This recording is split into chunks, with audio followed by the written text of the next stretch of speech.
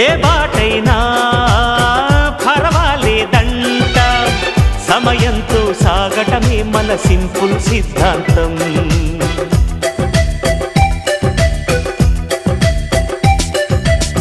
చిరుగాలికి పరిమళమిచ్చే సిరిమల్లెల వనమై ఉందాం, గగనాన్ని నేలను కలిపే హరివిల్లుల బంతెన అవుదాం. ఆనందం అంటే అర్థం మనమందా, ప్రతి పూట పాటై సాగే హుషారు సరిగమలో. ఎన్నో ఎన్నో రాగాలుండే సంగీతం కాదా, చల్లకి నవ్వుల కేరింత.